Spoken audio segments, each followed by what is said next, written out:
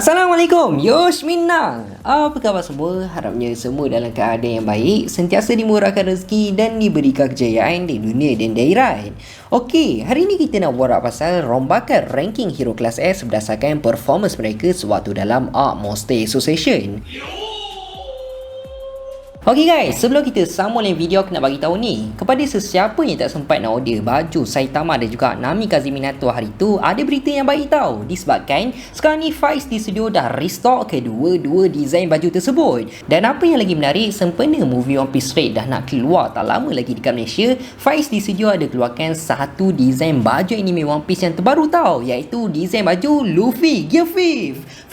Design kali ni memang cantik gila dan limited edition. Memang ngam gila kalau korang pakai waktu korang pergi tengok wayang movie One Piece Red. Kesemua baju ni ready stock tau dan memang berkualiti gila. Aku yakin kalau korang pakai baju anime daripada Faiz di studio, auto korang nampak kacau. Dan apa yang lagi menarik, setiap pembelian akan dapat free gift barang-barang anime. Jadi tunggu apa lagi guys? Kalau korang berminat nak order baju anime keluaran Faiz di studio, korang boleh terus je order dekat Shopee ataupun korang WhatsApp je nombor yang ada dekat bawah ni, okey? Siapa cepat dirapat. Okey, dah settle. Jom kita sambung layan video balik. Walaupun kita tahu bukannya ke semua hero kelas S akan terlibat untuk dalam ARC kali ni, sebagai contoh macam Watchdog Man, Metal Knight, Tento Master dan yang lain, tapi untuk dalam video kali ni kita akan rombak berdasarkan kekuatan dan sumbangan mereka sewaktu sedang berlangsungnya pertembungan yang cukup sengit di antara tim hero menentang Monster Association. Memang terlalu banyak gila pertarungan yang cukup menarik telah pun berlaku di antara hero kelas S menentang monster-monster ancaman naga.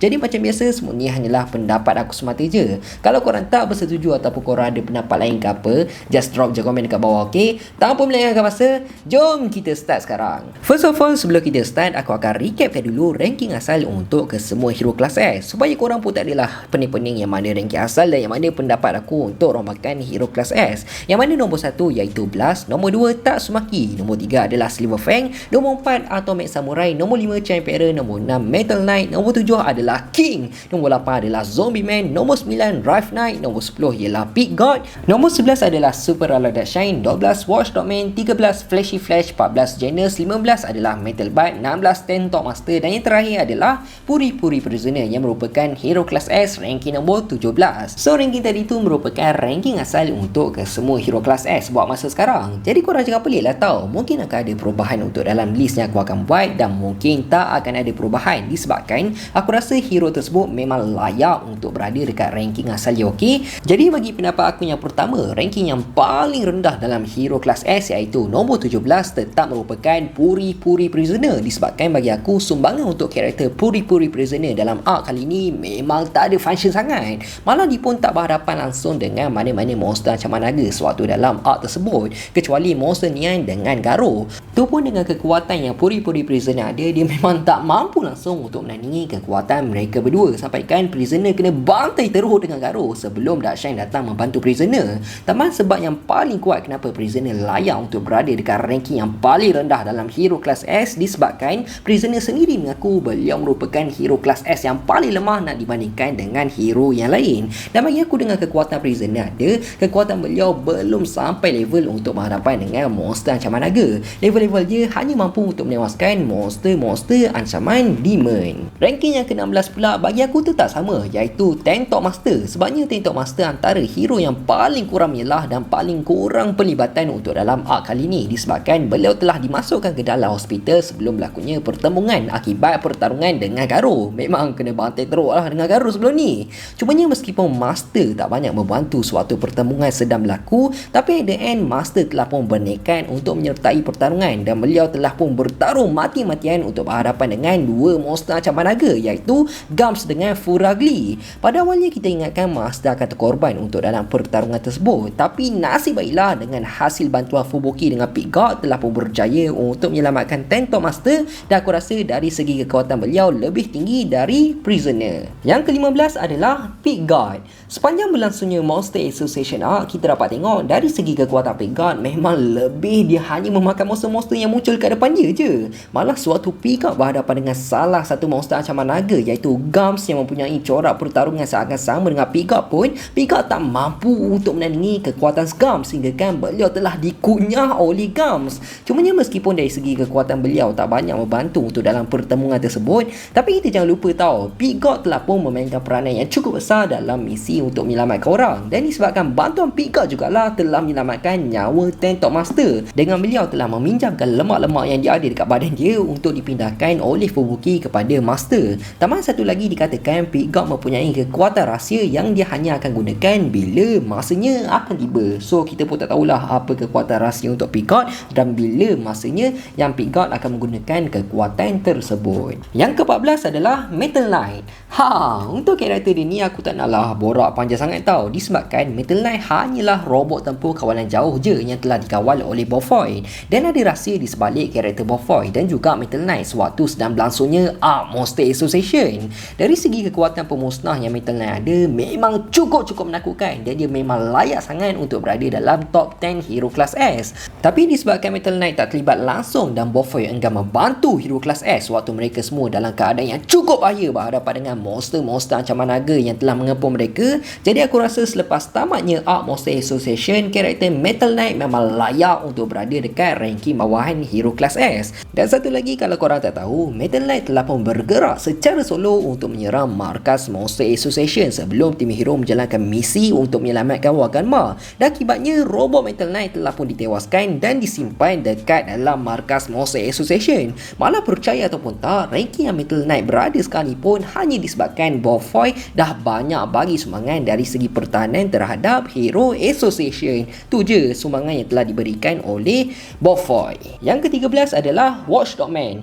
Karakter Watchdog Man merupakan satu-satunya karakter yang tak masuk campur langsung sewaktu dalam event tim hero menentang Monster Association, disebabkan Watchdog Man hanya menjaga bandar Q je. Tapi Reaver sewaktu Garo datang menyerang Watchdog Man, bagi aku dengan kekuatan Watchdog Man tak adil lah kan kalau kita nak turunkan ranking Watchdog Man jauh dari ranking asal dia, sebab kita pun tak dapat nak tengok lagi potensi sebenar untuk karakter beliau. Tapi disebabkan kekuatan Watchdog Man mampu untuk menewaskan Garo, aku rasa paling kurang pun dia akan turun satu anak tangga je sebab beliau tak terlibat langsung untuk dalam arc kali ni. Yang ke-12 adalah Metal Bite.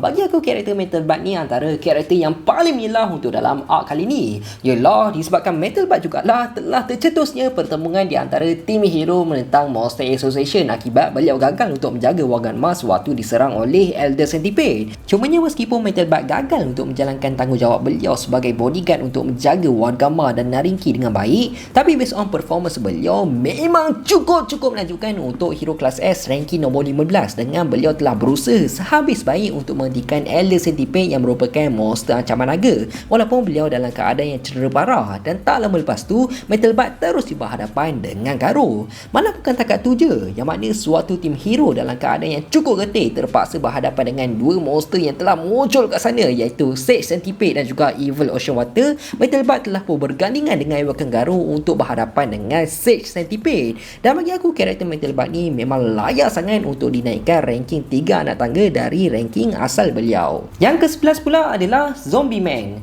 Kita dapat tengok opponent untuk karakter Zombie Man dalam arc kali ini adalah Pure Blood yang merupakan monster ancaman demon, dan satu lagi iaitu Homeless Emperor yang merupakan monster ancaman naga. Secara overall bagi pendapat aku, performance untuk karakter Zombie Man dalam arc kali ini okey je, dan aku boleh samakan karakter beliau dengan salah satu karakter dalam Marvel iaitu Blade. Memang sebiji gila pattern karakter Zombie Man ni dengan karakter Blade. Cuma malangnya dengan kekuatan Immortal Zombie Man, beliau belum cukup mampu untuk menandingi kekuatan Homeless Emperor yang telah menerima kekuatan daripada LNG. Malah aku rasa dari segi corak pertarungan beliau pun terlalu rakus, main langgar je sewaktu berhadapan dengan monster. Dan disebabkan tu jugalah aku dapat rasakan ada lagi hero-hero yang mempunyai skill pertarungan yang jauh lebih tinggi, jauh lebih hebat daripada Zombie Man. Seterusnya adalah Super Alloy Dark Shine. Untuk dalam Arc Monster Association, Super Alloy Dark Shine telah pun berhadapan dengan Bug God yang merupakan monster ancaman demon. Lepas tu beliau telah dikalahkan oleh Garo. Manakala Manakala suatu pertarungan telah pun berlaku dekat atas permukaan, Darkshine telah pun berhadapan dengan 3 monster ancaman naga, iaitu Evil Natural Water, Golden Sperm dan satu lagi iaitu Vomited Furugly. Meskipun Darkshine bukanlah tumpuan utama untuk dalam pertarungan tersebut, tapi dengan kekuatan Darkshine, bagi aku dia merupakan antara hero yang underrated untuk dalam hero kelas S. Dan aku rasa kalaulah Darkshine berhadapan dengan monster ancaman naga yang mempunyai corak pertarungan lebih kurang sama je dengan Darkshine, sebagai contoh macam Gogetsu ke, berkemungkinan potensi sebenar Darkshine akan lebih menyelah untuk dalam pertarungan tersebut. Dan bagi aku Darkshine memang layak sangat untuk berada dalam ranking top 10 hero kelas S, sebab kekuatan dia average mampu untuk berhadapan dengan mana-mana monster ancaman naga kalau bertarung jarak dekat. Manakala ranking yang ke-9 adalah Janus. Peranan Janus untuk dalam Arc Monster Association lebih kepada backup untuk pertarungan yang cukup besar sedang berlaku.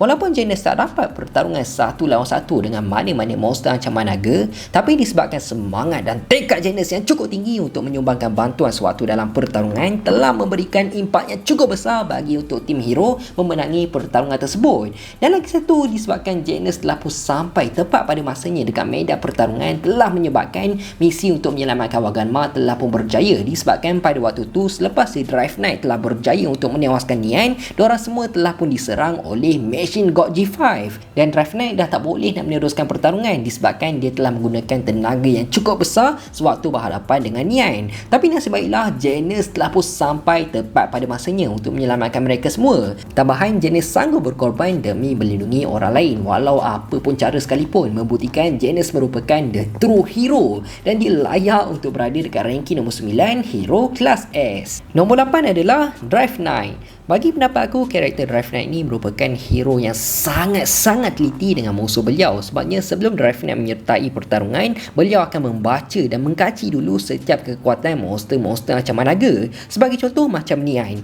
Meskipun dengan cara yang dilakukan oleh Drive Knight akan mengorbankan nyawa orang lain, disebabkan orang lain akan menjadi tikus makmal untuk beliau mengkaji setiap kekuatan musuh mereka, tapi dengan cara itu jugalah beliau dapat mengukur kemampuan dan kelemahan untuk Drive Knight menewaskan monster yang beliau bakal berhadapan. Lagipun sebab apa ranking Drive Knight layak lebih tinggi dari Janus, disebabkan dari kekuatan dan form Drive Knight jauh lebih hebat daripada Janus. Sebagai contoh, Drive Knight mempunyai pelbagai form untuk digunakan bergantung atas situasi pertarungan dan membolehkan beliau berhadapan dengan monster-monster ancaman naga. Yang ketujuh adalah Child Emperor.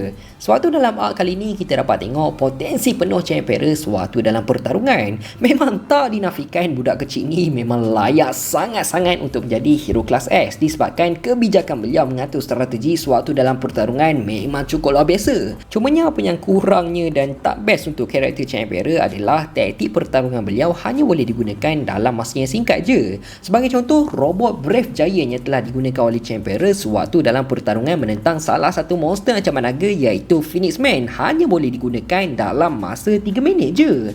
So nak tak nak, Child Emperor kenalah all out dan jangan sia-siakan segala peluang yang dia ada untuk menewaskan musuh hanya dalam masa 3 minit. Jadi selepas jeda itu, Child Emperor kenalah cari jalan lain untuk menewaskan monster yang beliau sedang berhadapan. Tapi bagi aku, kalaulah first match tu Child Emperor telah berhadapan dengan monster ancaman naga, mungkin Child Emperor boleh menewaskan monster tersebut. Tapi kalau second match pun dia berhadapan dengan monster ancaman naga, aku rasa memang arwah lah untuk karakter Child Emperor. Tapi secara overall, dengan kebijakan Child Emperor mengatur strategi, dia mampu je untuk berhadapan dengan monster-monster ancaman naga. Tapi dengan gadget-gadget yang dia ada, memang terhad sangat untuk beliau pergi lebih jauh, melainkan robot Brave Giant yang mampu digunakan oleh beliau bertahan lebih lama. So kalaulah Brave Giant tu boleh bertahan dalam sejam ke apa, aku rasa memang ranking dia sepatutnya lebih tinggi daripada ranking yang aku bagi untuk dalam video kali ni. Yang keenam adalah Atomic Samurai. Untuk karakter dia ni aku nak borak pun rasa macam leceh sikit tau, disebabkan secara jujur bagi pendapat aku, based on performance beliau sewaktu dalam arc kali ni memang indah kabar dari rupa je. Bukannya aku nak cakap performance untuk karakter Atomic Samurai ni teruk sangat ke apa tau. Bukan. Sebabnya dengan kekuatan Atomic Samurai, dia dengan mudah je telah berjaya untuk menewaskan Machine God G5 dan juga Rhino Wrestler yang merupakan monster ancaman demon. Tapi semuanya berubah apabila Atomic Samurai telah berhadapan dengan monster ancaman naga iaitu Black Sperm. Pada awalnya Atomic Samurai pandang rendah je dengan penampilan Black Sperm. Itulah dia judge the book by cover.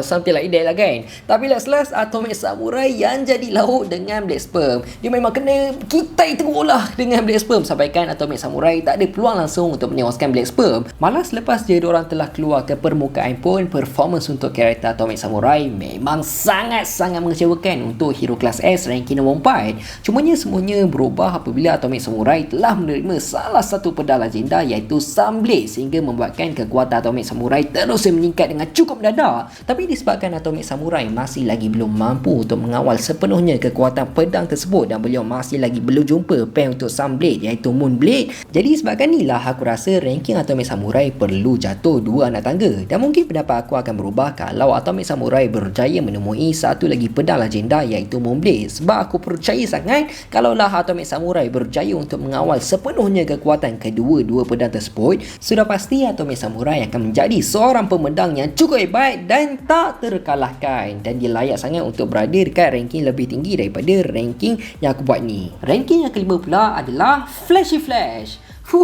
Karakter Flashy Flash untuk dalam arc kali ni memang super gila babeng. Memang tanpa disangka hero kelas S ranking nombor 13 iaitu Flashy Flash memang cukup menakjubkan, dan dia memang layak sangat untuk berada dalam ranking top 5 hero kelas S. Kita dapat tengok pertarungan yang telah berlaku dekat dalam markas Monster Association telah pun dimulakan dengan Flashy Flash telah berjaya untuk menewaskan dua monster ancaman naga sekaligus iaitu Hellfire Flame dan juga Gelwin. Malah bukan takat tu je, dengan kekuatan dan kelajuan Flashy Flash, beliau telah pun terlibat dalam pertarungan 3 penjuru di antara Ewa Kangaroo dengan Platinum Sperm. So disebabkan hal ni memang tak disangkalkan lagi kemampuan Flashy Flash memang layak sangat untuk berada dalam ranking setinggi macam ni.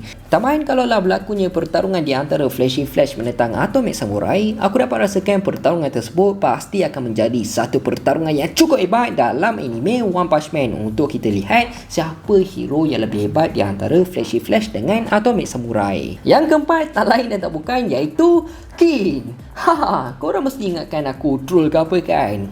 Bukan tau. Bagi aku karakter King memang layak sangat untuk berada dekat posisi tersebut, disebabkan King merupakan antara hero kelas S yang telah pun memainkan peranan yang cukup besar untuk dalam arc kali ni. Antaranya King adalah orang yang bertanggungjawab untuk menyelamatkan Tario, dan King telah pun sampai tepat pada masanya dekat medan pertarungan sewaktu keadaan dah memang cukup getih untuk ke semua hero yang ada dekat sana bagi berhadapan dengan beberapa monster ancaman naga.